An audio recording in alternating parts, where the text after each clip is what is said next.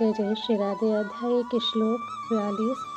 दोषे रेते कुलघ्राणां वर्ण संस्कार के उत्साधन्ते जाति धर्मा कुल धर्माशय शाश्वतः। जो लोग कुल परंपरा को भी नष्ट करते हैं और इस तरह अवांछित संतानों को जन्म देते हैं, उनके दुष्कर्मों से समस्त प्रकार की सामुदायिक योजनाएं तथा पारिवारिक कल्याण कार्य नष्ट हो जाते हैं। तात्पर्य: सनातन धर्म या वर्णाश्रम धर्म द्वारा निर्धारित मानव समाज के चारों वर्णों के लिए सामुदायिक योजनाएं तथा पारिवारिक कल्याण कार्य इसलिए नियोजित हैं कि मनुष्य चरम मोक्ष प्राप्त कर सके। अतः समाज के अनुत्तरदायी नायकों द्वारा सनातन धर्म परंपरा के विखंडन से उस समाज में अव्यवस्था फैलती है। फलस्वरूप लोग जीवन के उद्देश्य विष्णु को भूल जाते हैं। ऐसे नायक अंधे कहलाते हैं और जो लोग इनका अनुगमन करते हुए निश्चय ही कुव्यवस्था की ओर अग्रसर होते हैं। श्लोक 43। उत्सत्र कुल धर्माणां मनुष्याणां जनार्दन नरके नियतं वासो भवतीत्यनुश्रुतम्। हे प्रजापालक कृष्ण, मैंने गुरु परंपरा से सुना है कि जो लोग कुल धर्म का विनाश करते हैं वे सदैव नरक में वास करते हैं।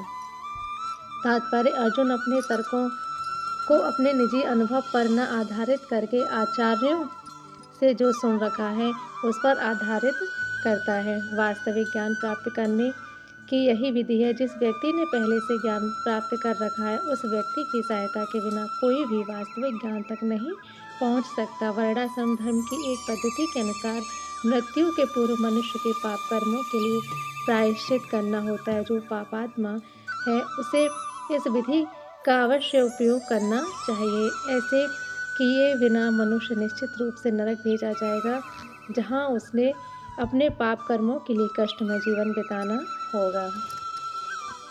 श्लोक 44। अहोवत महत् पापं कर्तु व्यवस्थिता वयं यद्रा च सुख लोभेन हन्तु स्वजनमुद्यतः। ओहो, कितनी आश्चर्य की बात है कि हम सब जघन्य पाप कर्म करने के लिए उद्यत हो रहे हैं। राज्य सुख भोगने की इच्छा से प्रेरित होकर हम अपने ही संबंधियों को मारने पर तुले हैं। तात्पर्य: स्वार्थ के वशीभूत होकर मनुष्य अपने सगे भाई, बाप या माँ के वध जैसे पाप कर्मों में प्रवृत्त हो सकता है। विश्व के इतिहास में ऐसे अनेक उदाहरण मिलते हैं, किंतु भगवान का साधु भक्त होने के कारण अर्जुन सदाचार के प्रति जागरूक है, अतः वह ऐसे कार्यों से बचने का प्रयत्न करता है। श्लोक 45। यदि मां प्रति कारमस्तस्त्रं शस्त्रपाणयः धातराष्ट्रारणे हन्त्यस्तु तन्मे क्षेमतरं भवेत्। यदि शस्त्रधारी धृतराष्ट्र के पुत्र मुझ निहत्ते तथा रणभूमि में प्रतिरोध न करने वाले को मारें तो यह मेरे लिए श्रेयस्कर होगा। तात्पर्य: क्षत्रियों के युद्ध नियमों के अनुसार ऐसी प्रथा है कि निहत्ते तथा विमुख शत्रु पर आक्रमण न किया जाए, किंतु अर्जुन ने निश्चय किया कि शत्रु भले ही इस विषम अवस्था में उस पर आक्रमण कर दे, किंतु वह युद्ध नहीं करेगा। उसने इस पर विचार नहीं किया कि दूसरा दल युद्ध के लिए कितना उद्यत है। इन सब लक्षणों पर विचार नहीं किया कि दूसरा दल युद्ध के लिए कितना उद्यत है। इन सब लक्षणों के कारण ही उसकी दयाद्रता है, जो भगवान के महान भक्त होने के कारण उत्पन्न हुई है। संजय उवाच।